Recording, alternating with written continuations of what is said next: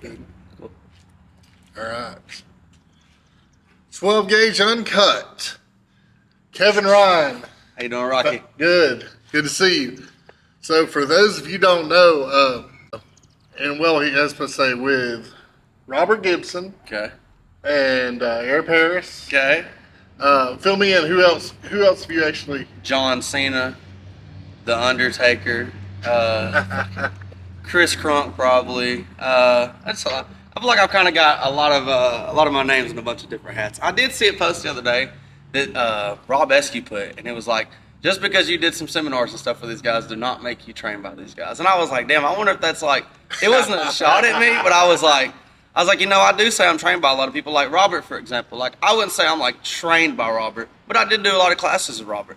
I wouldn't say like I did a lot of seminars. I think my official guy that trained me is a guy named Dakota Outlaw, and he's from here, actually in Summerville, Georgia, with this beautiful brick wall behind us. So I guess just him. Really just him. But I've done like seminars and classes with other people. Who trained you? Well, Mike Golden. Okay. So I would say so. Mike Golden, and I in the same way of you. There's been a lot of people that says. So I would have said Todd Zane, Tony Stansel had some in there. We're not on great terms, but still they had some influences in my training For sure. Jimmy Wang Yang. Yeah, Jimmy Wang. Oh, that's Yeah. cool. That's it. Yeah. So, but in that regards, I've had a lot of time with Zach Mosley. Zach's incredible. Zach's Pepper, so good. yeah, Pepper Bottom. Yep. Oddly enough, I've never met Bryce. Really? Yeah, like hey, it's weird that you meet two of those and never have met the third. You one. just expect it to all be together. Yeah, Like, you never exactly. expect it. Yeah. And so, and from that, but I worked a lot with Chris Kamikaze. Bobby Hayes. Love Bobby. Yeah, Bobby's awesome. Everybody loves Bobby. It's just a normal thing. But really, the ring and tempo and the less is more. That's really what Bobby taught me. That's what I live by. Yeah. Yeah, we know you, Mr. Balls to the Walls. And My body probably appreciated it a lot more, but whatever. It's okay. Yeah. When you were younger, like, who did you want to be trained by? Was there ever like a Shawn Michaels? Yes, dude, the man. No doubt. When you showed up with that, that was no doubt the person. That was the reason I wanted to become a professional wrestler. No shit. Am I podcasting you now? That's what we're doing. Switch it up. What made Shawn Michaels that guy? Do you think he just brought you in like everybody says he does? Just the entertaining, the charisma. I mean, everything about HBK. It was, but the thing about HBK, and no, I'm 6'1", 235 now. But when I was in high school, I was tall and skinny, and not near as wide either. I was maybe 180 pounds wet. Damn. And everybody always told me I was too small to be a professional wrestler. Never gonna happen because I was too little. Yep. And so I admired Shawn for being that small guy in the land of giants. Land of Giants, that's facts. I understand that. So, yeah. Great answer. That's awesome. Yeah. So what about you? So when I was like really young, my three favorites of all time, period, are Undertaker's number one, just because he was the guy that got me into wrestling. Eddie Guerrero's my second, because I thought it was really his matches with Dean Malenko that he did in ECW that just like drew me in. I used to have his DVD, and I loved. Literally yesterday, I went to McKay's and got the Eddie Guerrero book for $2. I'm gonna read that bitch today. Eddie Guerrero was the second one, and then nowadays is Adam Cole. So those are like my guys, but the people I wanted to be trained by would be like the Wild Samoans is really cool. I always thought that was like a really good thing because everybody talked about it. Lance Storm was a random one, but he's in Canada. But I used to think Lance Storm and Chris Candido were like the guys. Yes. I don't wrestle anything like them, but God, I wish I could. They're so fire. And then AR Fox has a school in Atlanta, which was very durable, just kind of expensive at the time. Yeah. So that's the only reason I didn't go there. But those were like my guys that I wanted to be like, I guess, trained by. The people I looked up to was obviously Taker, Eddie, and Adam. Those are like just my guys. Oh. Yeah. Well, y'all see this guy right here? We're going to talk about this a little bit, but I'm going to tease you with it right now. Oh, yeah. Just kind of let you look at the shine as we move forward. On up.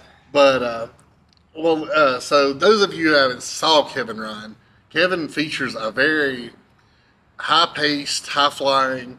I mean, I would. I don't know. I would almost give you that. You got the Shawn Michaels and you got a little bit of Rey Mysterio. I like this. I like this. So the first time I got to see you, you and Frank were in a tag team match at one of the Superstar shows. No, it was the Lariato. It was no. Well, I think it was at Lariato. I know it was an Impact Plus show. Yeah, it was an Impact. It was at the KLT Arena in Rome, and then we wrestled Logan Creed, Cruel, and I want to say Danny Demento. I think it was Danny Demento. That's who I thought in my head. That's who it was. I don't know. That may be right. Fuck, I don't know. Yeah. Sorry. I know that y'all did one of my favorite moves as a double team was the Spanish Fly. Dude, so Frank, me and Frank were talking the day before, and he's like, dude, we can do the double. And I was like, Frank, no. Like, relax. Let me do a Spanish Fly, and you can do something cool like your Air Paris. You don't have to prove anything to anybody. And he was like, pretty much the thought I had when he was talking to me was he wants to prove to himself that he could ball out and still do this stuff, and he killed it. Yeah. He said he scraped his head a little bit, but dude, Logan Creed's a champ, took it like a champ, and it was so cool to him with Air Paris. That was awesome.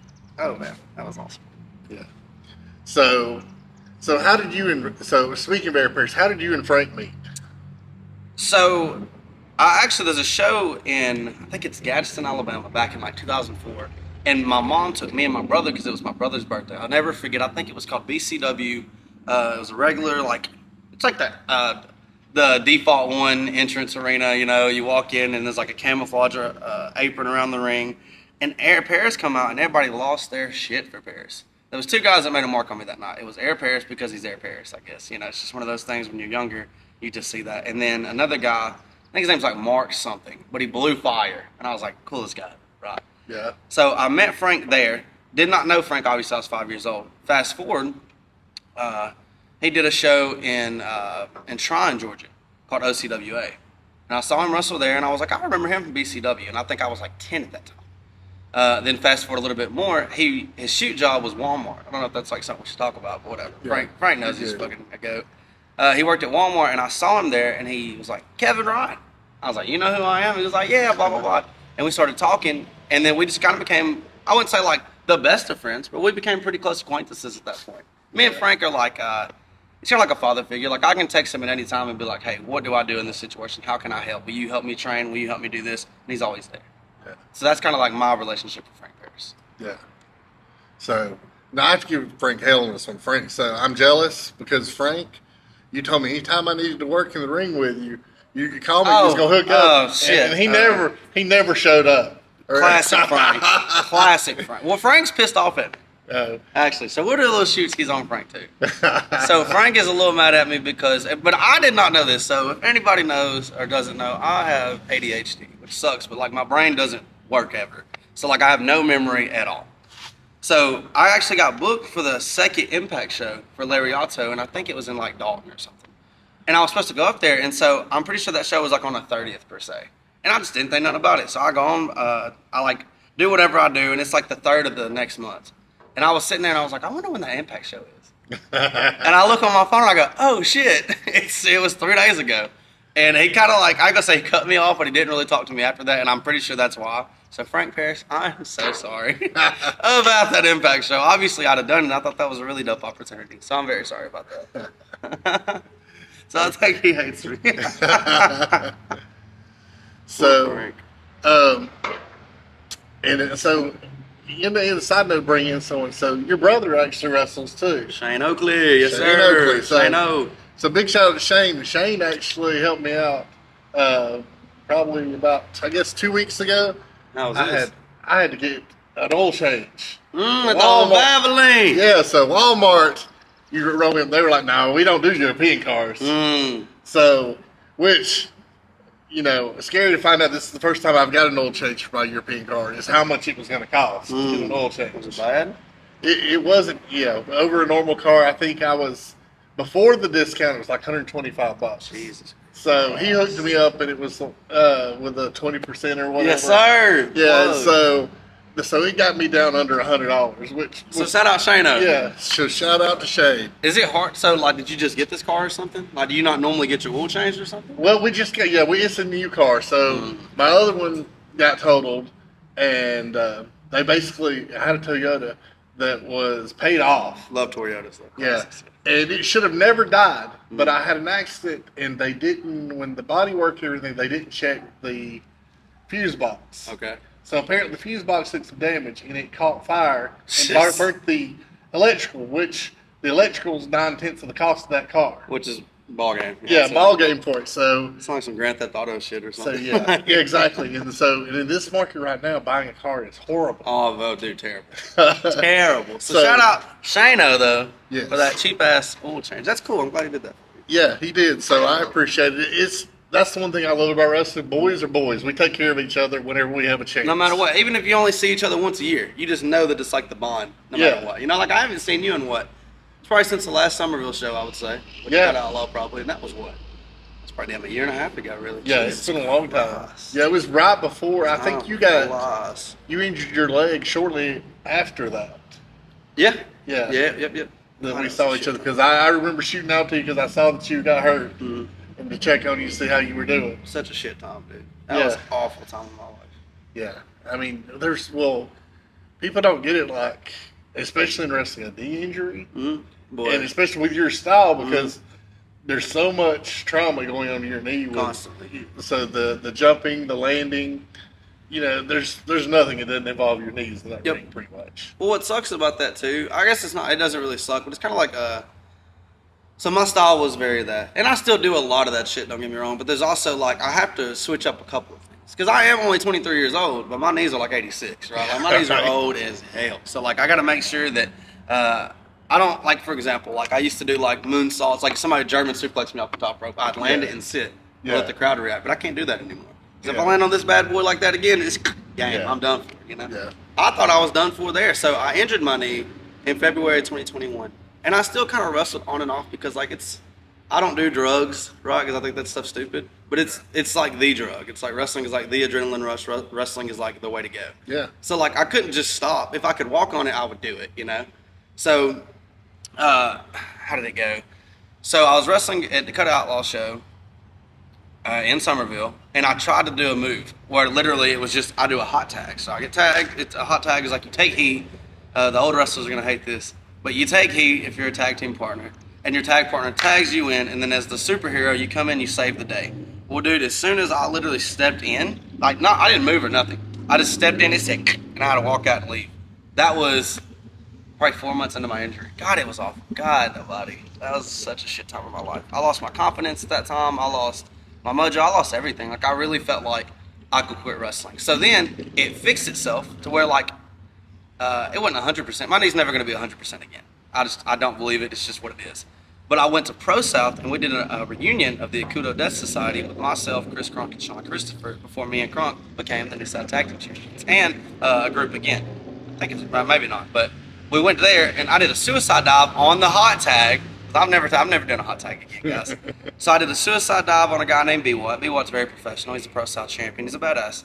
And so I hit the ropes, and I went outside, and when I did, so most guardrails are like spacing from outside the ring to where somebody can catch you. It's probably like a good 5-ish feet, you know? Like, it's not like a lot of room, but it's not terrible. Pro South has like these guardrails that are probably like 3 feet from the ring. And Pro South's ring is high. Like, it's like, what do you think? Have you ever been to Pro South? I have not been to Pro South. Probably like 6 feet off the ground. Like, it's pretty tall, really.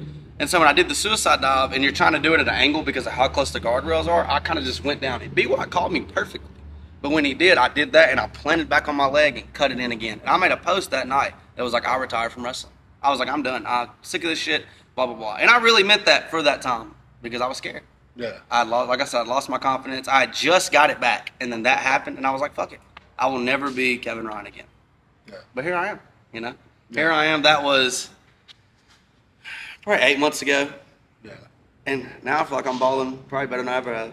I saw that confidence Feel from good. you in you online, but so those of you who don't know that just when Kevin says this, he's got a lot on the line here too now that he didn't have before. He's got a beautiful little girl. This beautiful child. That, Look at this beautiful child. I don't know if y'all can see that. God, Yeah. beautiful child. Yeah, and she's precious. Beautiful. Perfect. So that changes your direction from before you were wrestling to now because I want to be able to play with her Yep. And you don't want to be stuck where you're walking around like some of the old guys with a hip that you can't get back and I forth. can't go outside and play ball or whatever. I can't swim with her. Blah blah blah. Yeah. There's another thing about it too is like I have two ways to look at that. So one, it makes me want to ball out harder than I've ever balled out before. But it also, like you're saying, is like, well, do I need to do that? Because I see it like this.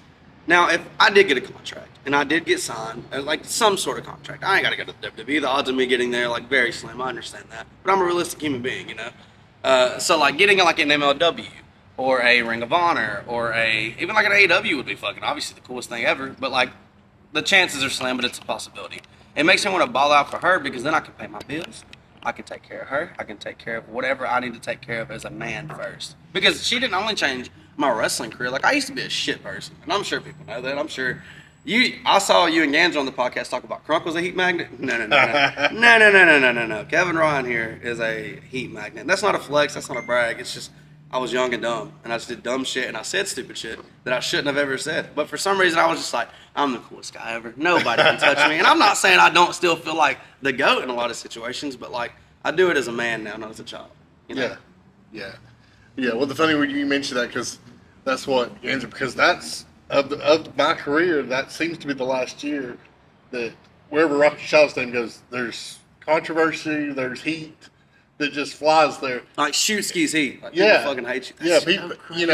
Well, they either love me or they hate me. Yep. But it's the Gary Lamb effect. That's what I call it. But the thing is I'm not a big talker about stuff, but I'm honest. Mm-hmm. And I don't think people hate the people in this industry right now, especially, people hate if you're honest with them. Yep. And so, even though I haven't been in the wrestling business for working in the ring as long as some of these guys, I have a good understanding of the business side of it and how to promote and things like that. Mm-hmm. And I like to think I even think above the curve when it comes to that. Which is awesome. Yeah. And when you give people that, sometimes they get offended. Like, hey, look, I like your gimmick, but if you did this, you'd be way up. For sure. And, instead of people taking that as a positive thing, sometimes they take that as a slight. Always. I think it's there's pieces of advice you're going to listen to, and you can take any piece of advice and use it. Like, it doesn't have to be all of it. It doesn't have to be 2% of it. It can be 1% of it. But I think all advice is advice, good or bad. Like, if you get advice and you think it's the dumbest advice ever, boom, you can go, that guy doesn't know what the hell he's talking about. I will never get advice from him. Then you learn, and that's advice for you. Yeah. In wrestling, it also is really weird to me that, like you said, like they hate honesty. And the shittiest part about it is they'll be like, be honest. Please, God, really be honest with me. And then you're honest with them and like, that guy's a dick. That guy's an ass. No, you asked for this. And you don't ask people their opinion if you don't want it. If you can't handle the heat, stay out the kitchen. And that's what I've always said. Because people don't like me. Like, I've burned so many bridges that I didn't know I burned. Yeah. Southern Honor. I love Southern Honor. I think that's it did more for me in wrestling than anything has ever done for me. But they hate me, and I do not know why. Yeah. Like, me and Crunk went over there, and we did a show as ADS, and we wrestled Joe Black and Murder One. God, such a great match. And that was awesome. We were like, we're back in. I'm back in. I get to see my boys. And they just never hit us up again. I don't know why. And it's so confusing. But it makes me wonder, as a young, dumb kid, like I said before, that I just make mistakes I didn't know. Is there any way to fix those mistakes? Is there anything that we can do, not only as wrestlers, but as people to, like, right those wrongs? And some people won't allow it, but I think everybody deserves a second chance in any sort of situation. Yeah, yeah, absolutely. Well, it's business, and, at the end of the day, for me, it's always, there's a lot of people in the business that I don't necessarily get along with. But if I was going to call them and they was going to book out and they were going to sell my ring out, I'm going to call them. We're going to do business. It's wrestling, facts. Yeah, we ain't got to go out and hang out after. We're going to do business. Yep. So I think that's something that gets lost on some of the bookers nowadays. There's a lot of personal issues that define that. I feel like the problem with bookers to me nowadays, and it's wrestling, I get it, but there's a lot of people getting opportunities, and I'm not, God, this is going to make me sound. So here's the heat magnet I have. I feel like this is probably going to sound like an asshole. But it's the Scott Hall saying where it's like it's not friendness, it's business. Is that what he says?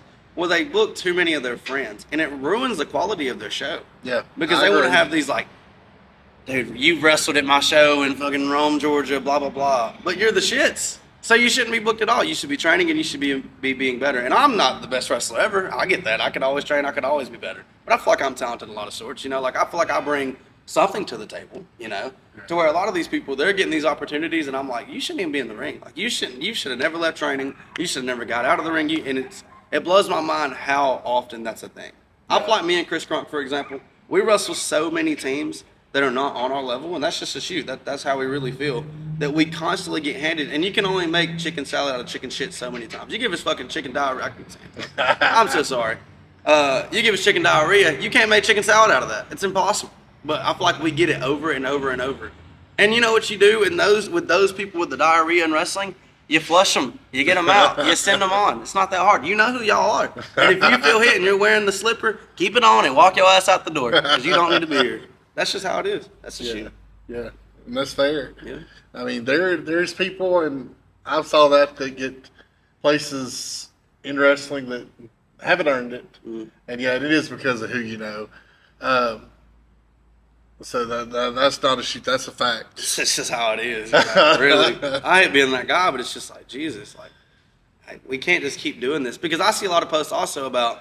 I've seen the last couple of days. They're like 95% of the wrestlers. It was a post about it was Patrick and cuffs, and it was like, "What's your like wrestling opinion?" Blah blah blah. And most of these people were like, "My shoot wrestling opinion nobody's gonna like is that 95% of the wrestlers in the ring need to be behind the guardrail." And I completely agree with that. I completely believe that. And I'm not saying everybody's that. Like some of y'all probably stress and confidence and like lack it, and y'all are really good. If you know that you're fire or you know that you have qualities that you can be better as a wrestler or make it as a wrestler, you ball out. But if there's those wrestlers who are just sitting there doing absolutely nothing, who think they're better than everybody, who should never, you just shouldn't be here. Because wrestling is all about getting better and learning and making sure that you're making people feel welcome and involved and enjoying what their dream was as a child. If you can't do that, then don't be here. You're a role model now. That's another thing about being like a man. I feel like you just realize those kind of things. When I was a kid, I thought I was that guy. I was a shithead that shouldn't have been here. Yeah. And that's probably why I got the heat, you know. But now I look at it as like we have one thing that we all have in common, that we love wrestling. But you should know your place in that. You should be a referee, ball out as a referee. Yeah. You need to be a cameraman, ball out as a cameraman. If you're going to be one of the best wrestlers on the planet, be one of the best wrestlers on the planet. But don't half-ass the commitment, be fully involved. Yeah. You know? God, in this business, well, there's so much in this business that goes with it. Like some people physically are great in the ring, but they have no charisma. Like you can't get them over as whether they be a heel or a face, either one. They just don't have it. It's just crickets the whole time. Yeah, and sadly enough, you got to figure out that point. No matter what you do with that person, he can be the greatest technical wrestler in the world.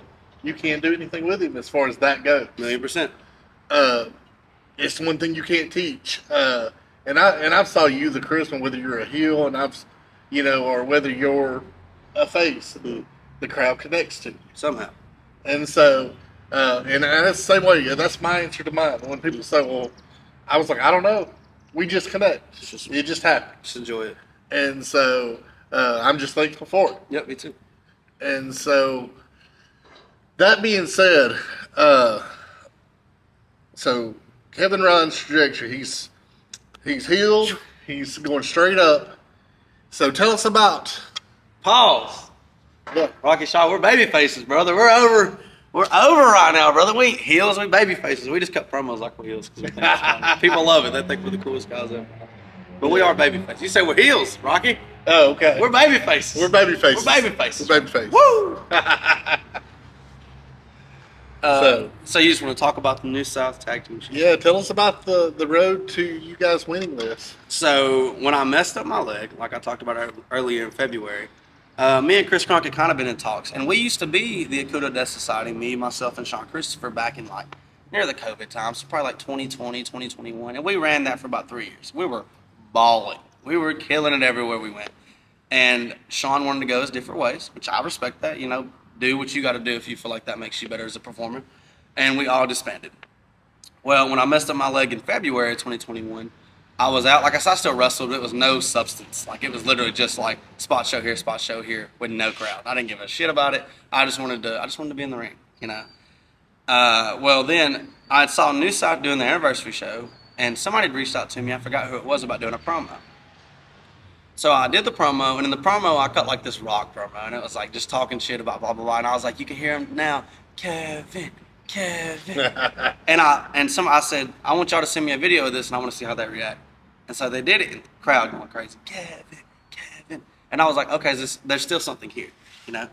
So I texted Crunk, and I was like, I really don't want to come back as a singles guy, because if I come back as a singles guy and I messed up my leg 2 shows in, I'm screwed. Like, this whole comeback was pointless. Then I'm dead in the water instantly, DOA. And so we had been talking, and I told him, we kind of agreed that the Akudo Death Society is like something that people really related to. And they thought we were really cool, and something that still had miles on it. Like, we did not close that chapter by any means. So Kronk was doing this angle with a guy named Rodney Rothschild, which is fire. Super cool guy, whatever. And he was like, I need something also, because I feel like I'm just, nothing against Rodney, but he just said he felt like he was like floundering and he wasn't really getting to do a lot. Rodney's a great guy, amazing guy. But Kronk felt like he should be in a better spot. And I agree with that, because Chris Kronk's one of the best wrestlers in the South, period, hands down. People will always sleep on Chris Kronk because the same thing, he just did dumb shit when he was younger, and people hate him for it, but people can learn so much from that guy. Let me just clarify. Anyways, and so we were talking, and he did the angle with him, and I was like, well, they're doing the Winter Wars coming up, which is their like big Royal Rumble show, pretty much they do. And Kronk was like, why don't you come back, you can do the Rumble return, and we'll do like a little ADS reunion for a second, kind of see how it goes. So we did it, crowd, oh God, it's such a great feeling. So I did the return, and you know, like, the anxiety of like when people was like, oh, when I return, I'm stressed out, and I don't know if they're going to remember me. It's definitely there, like, it never goes away. It doesn't matter how little scale of a show or big scale of a show. It's just instantly like, I hope my people remember. So my music hit, and I come out. It was awesome. Great feeling.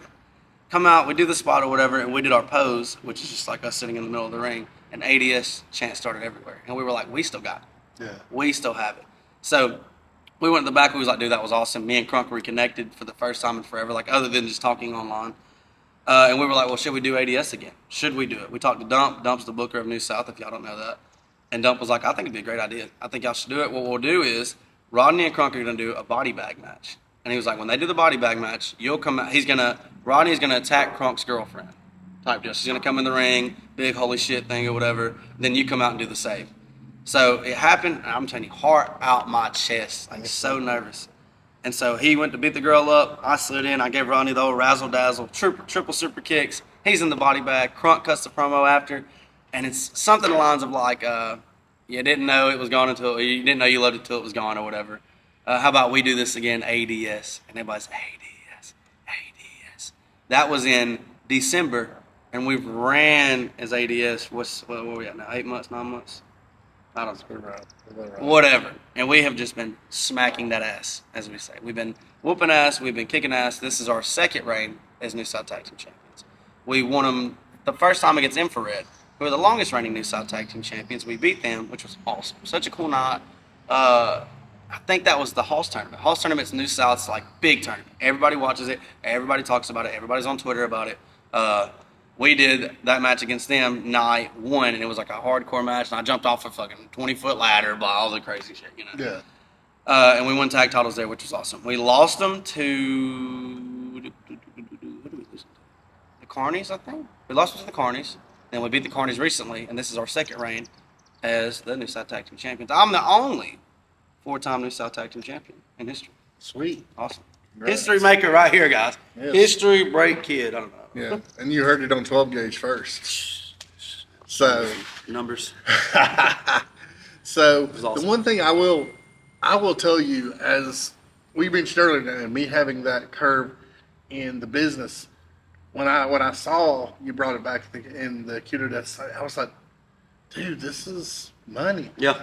I was like, they are on something, and I see all these other people not book you because they have no idea. Because I know what it is, because the old guys don't understand anything about what you're doing with the name because they don't understand it. Yep. It wasn't their generation. It wasn't my generation. It's new. But I see it. Yep. In the same way, I was like, you're onto something that resonates with a younger crowd than that's past, because, you know, my generation, and I know you come in between that, so you understand like DX, things like that. Mm-hmm. But a lot of the younger ones now don't. Mm-hmm. But, you know, the manga, the anime series, things like that, they are connected to. Yes. And when you bring something in like that, and it's just like when I don't remember his name that came in with the big fro from like Dragon Ball Z and AEW. I mean, he can't Marcus wrestle. Cross? Yeah, I would say he's a great wrestler, but he got. I was about to say, but he had a very unique look, and he was over with the crowd because he. Oh had my god! I went to hair. that Ring of Honor show, and it was insane. They loved him. You wrestled a guy named Charles Anders. Shout out Charles Anders. I'll never forget that. Because they did. You're talking about the Ring of Honor show he did. I'm pretty sure. Is that what you're talking about? They did Ring of Honor in Atlanta in Center Stage. And I remember Marcus killed it, man. He snapped, and they thought it was the coolest thing ever. He did Spanish off the top rope. But what you're saying, to go back, is it's that relatability with the newer crowd. Yes. Older people don't understand that. That's just life. Like everybody, you have to evolve with the time. Yeah. It's life in general. But I think so. You're saying you were talking about like the older crowd knows like a DX. The younger crowd knows like now would be, I guess, like SoundCloud rappers and anime. Right, really, yeah, yeah. like. But I feel like the cool thing about the Akudo Death Society is we do bring both. Yeah. And people don't know that, like he's saying, and people don't.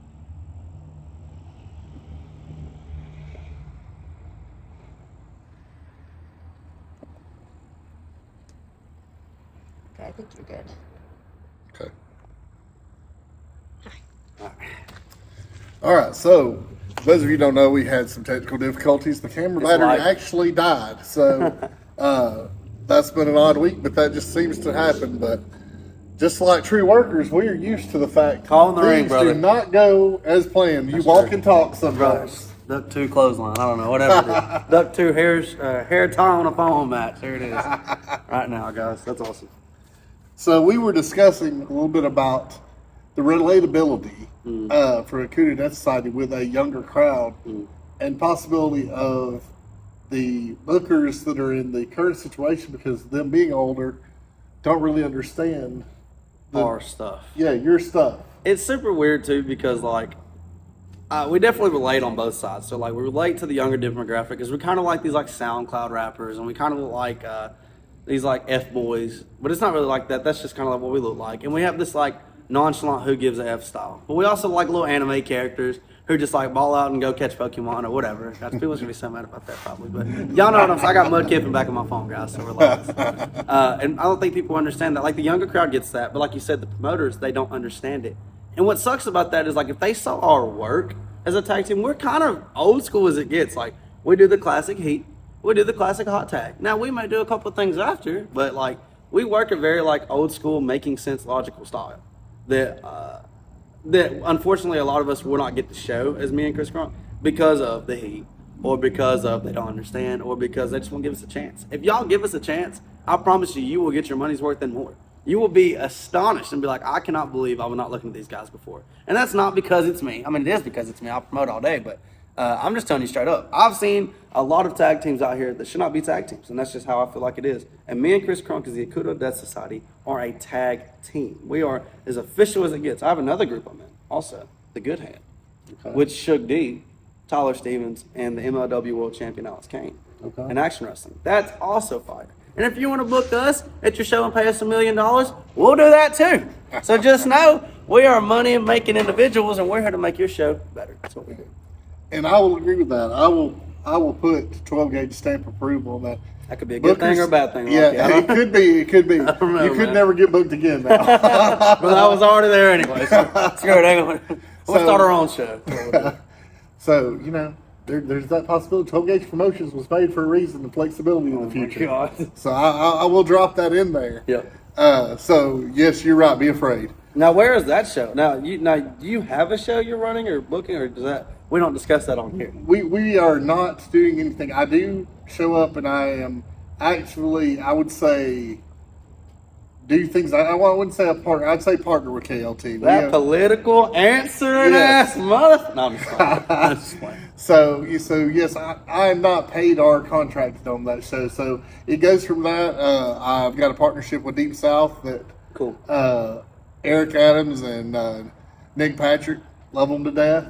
Who's that champ? They just had a new champ, right? Yeah, Is it who I'm Skrilla. thinking? It's Skrilla the Grizzy. I love Skrilla the Grizzy. I think he's one of those people. It's kind of the same way. I don't know, like, if he had heat or whatever it was, but for some reason, I didn't hear about Skrilla till about maybe like 2 or 3 years ago at KLT. I wrestled him and was like, oh my God, so good. And then ever since then, he's just been the man. Like he's a baller, and I will always love you, Skrilla. Yes, Skrilla, and so teaser Skrilla round 2 is coming real soon. That's true. Whenever you're ready, dude, I'm always in. He can't handle me now. I wouldn't take his belt from him that easy. You know what I'm saying?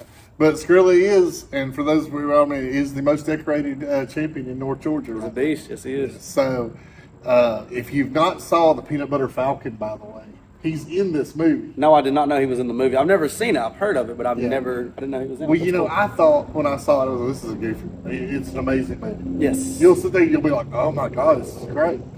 Especially from a wrestling fan's point of view. Yeah, I love that kind of stuff. I think that stuff's very awesome. And I love stuff like that also. Very inspirational.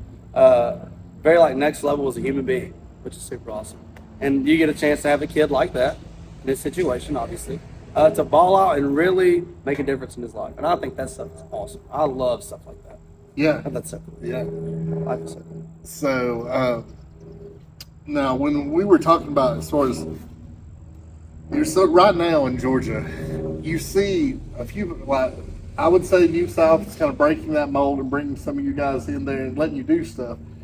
And where I see a lot of the promotions, you know, and I was part of one, we're going to go with a little bit of a shoot here, and I'm not going to say a name. Oh, God. But, you know, promotion that promised we were going to do these great things. And then when I got to working with this promotion, we launched everything.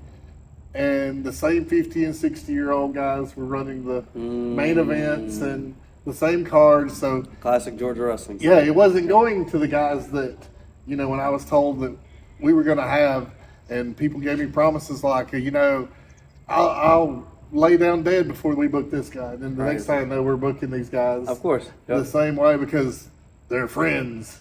It's the friendness I was talking about earlier. That's true. Yeah. They have this weird way though of getting that. They have this weird way of getting in that spot, in that situation, no matter how much of the shits they are. Yeah. If it offends you, because you're the shits. And they get that opportunity every time, which I'm not jealous of it. I'm just like, damn, that's crazy that y'all are such a finessing set of minds. That one, y'all are dumb enough to keep these people, but two, y'all are dumb enough to use these people. Like, I don't know, that stuff blows my mind. Yeah. God, it's crazy. Yeah, and it goes to a point where, you know, these same group of people, to function at that level, they're, you know, drinking like heavily before the match. Yep. Then people make mistakes, people get hurt for these same reasons. Because I will tell you, I'm one of the people. If the guy that I'm working with that I think if he's been drinking or something, he's going out and somebody else is going to go sit wrestling because I'm not going to do that. Let me give you my standpoint on this side of it. So drinking, no, never. I just don't accept it. And I know people that's done it, and some people, they do function better off of it. And I've wrestled people that I know were off some alcohol, right? But I don't, like, I'm going to be careful. But that's the most, to me, unprofessional thing you can do. Because we're in here to take care of each other. And you're not even taking care of yourself. So I know, like, hell, you're not going to try to take care of me. But in those matches, brother, it's headlocks and sit downs. That's what I do. Right. You know, I'm just going to be that guy. But, like, I have a different take on, like, a marijuana. So, like, I don't smoke. I think that stuff's stupid. I don't think it's stupid. I think it's awesome. I think it's a lot of benefits. I just can't do it. I get panic attacks, stresses me out. But I know a lot of people that it helps them function better when they're wrestling. And some people don't like that. Some people do like that. This is just my standpoint on it. Of like, if it helps you and you think better and you react better and your nerves are at ease and you're not going to hurt anybody, then do that. Because I know a lot of people really 100% Rocky Shaw right now, I can tell you, that when they do it, it just brings them into the character. And it makes them protect people better. And it makes them help people better. And it gets their nerve, because to me, there's nothing worse than getting hurt because of somebody's like stress or nerves and blah, blah, blah. So like on that type of thing, I'll kind of ease on it depending on who it is and if I know how they are. I could call out names right now, but I'm not going to, of people that do that. So I'm a little different about that stuff. Not alcohol, though. I think alcohol, like any drug, past alcohol, stop. If you're going to smoke a blunt before you wrestle because it helps you out a lot in life, do that. That's awesome. You know, that's me, personally. Yeah. So, as far as I know, we've got. So, if you had a dream match, who would be the guy that faced Kevin Ryan at WrestleMania? God, dude, I don't know. So I have obviously it's like a million of them, but I think the two that's off the dome immediately. That's literally not just one. There's no way. But I think Adam Cole, because like he's my guy. I love Adam Cole, and I think he would teach me so much.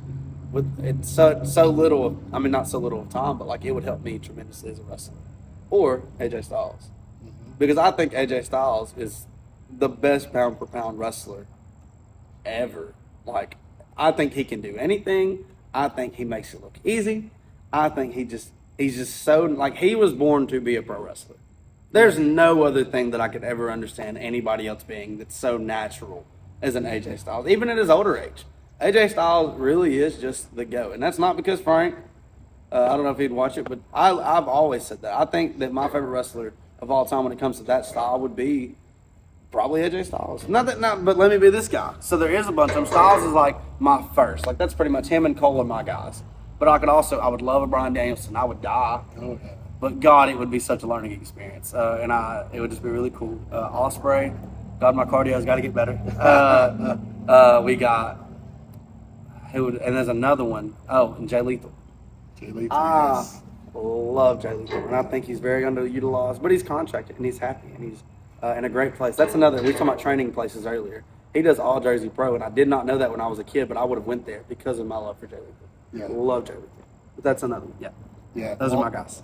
And when you said a lot of names that you said there that I relate to, and Ospreay's been on my radar for a long time. And it's amazing how he went from a smaller guy, and he's put on a lot of muscle and size over the last several years. Yep, he has. And he still does the stuff he did when he was no smaller. Problem. Yep. And so, I mean, respect, awesome. And I will say, just when I have to think about this, is that Tiger Driver that he dropped Kenny Omega. Woo!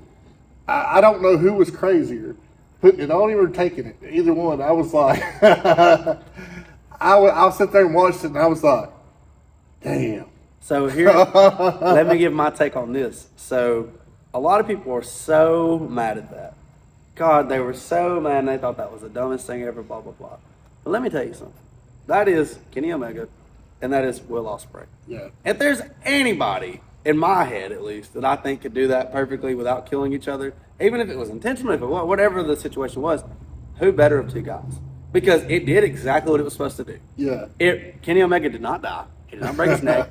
And it got everybody talking. Just off that one move alone. Wrestling is not about moves, but those are, God, I'm going to throw some shit out here. Things like that, I'm not saying are good for wrestling, but they definitely create the memories. You'll never forget that. We're talking about it's been what? Probably 3 months, 4 months ago. Yeah, it's been a while, and we're still talking about it. So, like, I think that stuff is needed in wrestling, but not every match. That's the key. Right. That was the perfect place, perfect time, perfect scenario. What a great match. I agree. It's hard in wrestling to be remembered after that. I will say this, and I'm a strong believer in this. There's a lack right now of people focusing on the storyline and the character content and their promos, because they're expecting, a lot of those guys are expecting what they do in the ring to be remembered for. To be that. And be the remembrance. And people don't remember the average fan. We could go back and ask them the last wrestling match and ask them who won which match. And I'd almost guarantee none of them would know who won. Not an answer or anything. Probably. They'd be like, I don't know who they were. They wore this, that, and that. Yeah. Type shit. Yeah. They'll know who they wore, maybe some kind of big dramatic thing that happened in the match, but will not remember who got the pinfall. Yep. And so I'm weird about that though, because it's like, I definitely agree with that. 100%. Like, for example, I'm not gonna cut what I was gonna say. But I agree with that in the sense of, like, I don't like when people rely on nothing but character, though. Like, and some people should, because some people just suck as wrestlers, and that's a fact. And some people can make a lot of money just being a character. But I think it's like wrestling is about athleticism now, and wrestling's about, like, these spots and blah, blah, blah. But you do need some form of a character. You do need some form of something. But you can't rely 100% on either or. I think it has to be like a 50-50, or even like if you have a really fire character, like that's 75% character and 25 just pretty good wrestler, that's great too. Oh, yeah. Just don't rely on one or the other, because I don't think that stuff gets you remembered fully. You can be a great character, but what if you put 100% in your character, you suck as a wrestler, but the character is garbage also. Then you're putting 100% into nothing anyways. Yeah. I don't know. I've always been weird about that stuff. I'm a big like spots guy, doing a million things guy. But I like to make my promos memorable in some form. Like me and Crunk's promos are so entertaining, and I really think that we go out of our way to be different. You can watch any of them, and they're all some form of like what the F are these guys doing? But you remember it because of that. Yeah. So, still good. Okay. All right. Well, where are we at time on this? Okay. So, I broke my train of thought there. It's all right. So, what made you start doing these podcasts? well, so you, I know you've been in the loop with as far as. So I came out of the ring. How long has it been since I've been out of the ring? So we come out roughly April. So I got diagnosed a few weeks before with hypertrophic cardiomyopathy. Crazy. So in basically the left side of my heart has developed a thicker muscle wall, and it doesn't allow as much blood in and to get out and oxygenate. So I had noticed, and I think I even talked to you about it beforehand, dude. Just someone, it's like, man, my cardio is just not there. I mean, like I bust my ass in the ring shape. I'm on the treadmill. Like it was like obviously off. Yeah, it was obviously off. And so, I mean, I would get through a match, and I'll be honest, I always made sure to take care of my opponent. But I mean, by the time I was done, I was sucking air hard. And so we started looking into it. I had, Jimmy Wang Yang he's like, dude, you need to go check. Let's go check your heart. And let him look doctor at it. Or something? He's not. But he felt like during training that something was off. Something was off. Because he's like, obviously I can tell. He said, you're not a quitter. But your body seems to be quick. Yes. And so we went through several tests, and then they were doing I think it was an echo, and they were going through, and the lady goes, hold on a second. And she goes, can you mind if I pardon myself for just a moment? And I know I bet you were so scared. Yeah, at that point when they, because I'm like, wait. Yeah. Nobody just like stops. Like, chill out. Yeah. Oh my God. So she goes, she comes back with another nurse, and she goes, oh, honey, I'm just going to take a look too for her. And I'm like, Yes. Yeah. And so they were like, well, and I was supposed to get on the treadmill at that point afterwards. She says, honey, we're going to cancel that treadmill part of it. And I'm like, she goes, until we can let the doctor talk to you. So the doctor comes and talks to me, and he's, you should not be wrestling. You shouldn't have been wrestling for a long time. So this hypertrophic cardiomyopathy, and I'm going to make this short because this episode's about him, is what a lot of the football players and stuff were dying in their teens on. So they were just, be running on the field, they dropped dead, but they never got diagnosed with it. Well, I was lucky enough to be an athlete the entire time and just missed the bullet. And you had it, and got it figured out before. And got it figured out. That's key. So the current plan is there'll probably be some surgery this year. There'll be a little rehab. And then all that they say it's, they don't recommend or say it hasn't happened yet. Rocky Shaw's going to be back in the ring at some point in time in the future. So it's just a matter of how long it's going to take for me to get there. Be careful. I trust. Yeah. I think it's like Wayne said, like you're not a quitter, and I think you as a man know what you can and can't take. Just be careful. Don't hurt yourself. Yeah, absolutely. So, because we got to do that. We got to do that tag team with. That's true. Big Rock and it's true. Sexy Kevin here. There it is. Sexy Kev, yes sir, Daddy Kev. That's cool.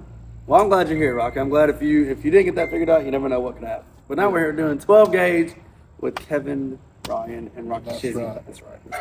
That's right. So, and we're going to do more in the future. This ain't going to be the first time you've done great on this, and I've had fun. That's what it's all about, is us having fun. Just enjoying it. Having a conversation with the bros. Yeah, having a conversation with the bros. And my heart and my true thing is, just like I said earlier, is I want to give people the spotlight that hasn't normally got it. And also, for these fans, a lot of my fans have never met Kevin Ryan. It's true. And now they get a chance to see why Rocky Shaw is even a fan of Kevin Ryan. Well, thank you, Rocky. And so, and that goes something because I see, I know him from different angles. I know him from outside the ring as a brother to the dad to the worker. Yep. And so guys, when one of us really love the other one like that, and you put that behind them, that tells you that's the guy to keep an eye on. Yep. Those are the guys that deserve your cheers. They deserve you to go out and grab their merch. I mean, because as I've told y'all before, to me and him, when y'all buy shirts, they mean so much, and it helps so much because we're a lot like you. If you think sometimes you've looked at your bank account and been like, oh, God. You have no idea Yeah. as an independent wrestler what that's like. Yeah. Wrestlers do because that wrestling payday is not as big as supposed to you think. It's a lot smaller than most A people lot smaller than you think. But it's So- the passion, the love, the drive. I think that's what's cool about wrestling, though. It's like you're saying, like, there is a brotherhood to it. There's a passion that we all, in this weird, like, cult-like almost love for pro wrestling, dedicate our lives to. And so, yeah, if you want to buy our merch, cool. If you want to come out and cheer, awesome. If you want to come out and show love, just support. It doesn't matter. It could be a follow on Twitter. It could be a follow on Instagram. It could be liking a video. It could be just saying to your friend, hey, y'all go watch that wrestling with Kevin Ryan and Rocky Charlotte. Whatever it is. Help us will help you because we try to make sure, for me speaking personally, I try to make sure that every fan gets dedicated attention. The reason that is because Adam Cole, I went to a Ring of Honor show. It was my first ever Ring of Honor show, and Adam Cole was injured. And I went just for Adam Cole. Bought the Adam Cole sign, bought the streamers for Adam Cole, everything. And he didn't wrestle that night. He had a torn, I think, collarbone, maybe something like that. And after the show, I asked one of the security guards to go get him. And I was like, Adam Cole's not going to come out here. He's Adam Cole. He come out there. He talked to me for like 15 minutes. And he was legitimately the nicest guy ever. Plus, that was the first time I went to the Ring of Honor show. I went to a Ring of Honor show in Dallas, Texas for WrestleMania 32. I saved like $6,000 by plane tickets. Me and 3 of my friends went, and a mom. Blah, blah, blah. We went to the Supercard of Honor show. Adam Cole wrestled ACH. I think this is when it may have been Atlanta, but I think this was in there. So Cole come out, and he come to the guardrail where we were. He took a picture with us, and there was nobody around Cole at the time. It was just me, Cole, my brother, Shayna, and then a line formed up, right? And I felt so bad because I was like, God, I bet he wanted to go home. But instead of being an ass to these people, he took every single person's picture, took every single pitcher's autograph, and had an actual conversation, not just like a, hey, how you doing? Great, cool, bye. He made you feel like you were a part of him. And that's what I like doing as a pro wrestler, is I like these kids that I recognize and I see every time I go to show. Even the adults, I love everybody. They come up and they go, hey, do you remember me from here? And of course I do. Of course I remember you from there because you do make an impact on our lives. Y'all think we're like these huge superstars, and like sometimes we do let our minds get a little out of there. We think we're the shit sometimes for sure, but that doesn't affect how we love y'all and how we appreciate y'all and how y'all make this. If we didn't, COVID sucked because we didn't have y'all. When we got y'all back, we will forever thankful, and we will forever be thankful. So any fan that wants to do anything for Kevin Ryan, if it's bring a poster, if it's want to give me a hug, if it's want to take a picture with me, if it's want an autograph, I don't care. I will do it every single time, 100 times, twice, 200 times on Sunday. I don't care. Thank y'all. I really feel like that's something that people don't do enough is appreciate the fans. I love you guys. So Y'all are awesome. yeah, and that's awesome. And from the bottom of my heart, he couldn't have said I couldn't have said what he said better. So we do love you guys, and we thank you. I want to thank Kevin for this time. Yes, sir. Thank you. And so, Kevin, there's any shows that you want to pop that you got coming up? So, October the 29th, we got Action Wrestling. It's Action Wrestling, Tyrone, Georgia. God, I don't remember the name of it because I have ADHD brain. But it'll be me and Shug D, versus Eli Knight and, God, I forget the other dude's name. So sorry, God, he's going to hate me for that. But Culture Inc. And we're going to take home the Action Wrestling Tag Team titles live on IWTV. I'm going to walk out with a black tag team title strap, and I'm going to keep my orange tag team strap because I'm not defending it. New South's doing a couple shows in Huntsville. I will not be at, unfortunately, but I'm always down to show some love to them. They're doing a show in Huntsville called Comic-Con, and they're doing another show the same day. The first show's on a Friday. It's at 3 p.m. The next show's on a Saturday at 7 p.m. It's the 29th and 30th. Go support, go ball that out. And anytime you can show some love to a New South or Action, even a Southern Honor, even a KLT, wrestling period. Doesn't matter what it is. I ain't got to be involved. Rocky don't have to be involved. Just appreciate wrestling and enjoy wrestling because y'all make this bigger. Follow me on Twitter at Kevin Ryan, BDED, or TikTok or Instagram at the Kevin Ryan. Or you can go on Facebook like an old head I am and just do Kevin Wright. And my picture's on there with this beautiful piece of orange strapped silver. I don't know what the hell that is. This title. platinum. Yeah, we'll call it the Platty Daddy right here.